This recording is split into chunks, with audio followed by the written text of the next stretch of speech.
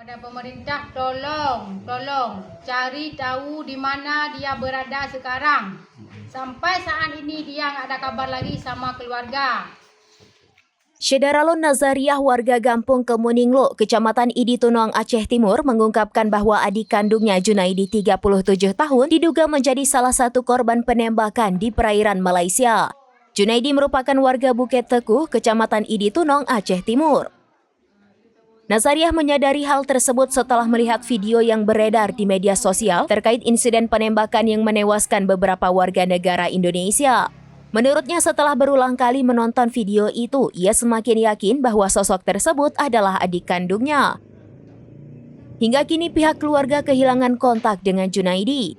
Junaidi diketahui berangkat ke Malaysia pada 2023 dan telah bekerja di sana selama 2 tahun sebagai operator traktor. Selama berada di negeri jiran, ia selalu menjaga komunikasi dengan istrinya dan keluarga tanpa pernah terputus. Namun pada Jumat 24 Januari, Junaidi tiba-tiba tidak lagi bisa dihubungi.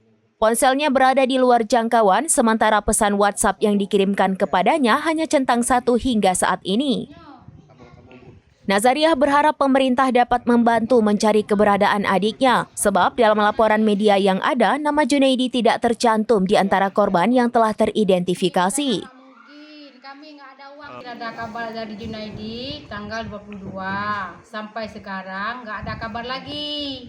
Sampai sekarang belum tahu kondisi dia kayak mana, apa di lengan, apa di paha, nggak tahu. Keluarga kami nggak tahu sampai sekarang. Makanya saya kasih tahu Bapak, tolong cari tahu sebenar-benarnya di mana dia sekarang.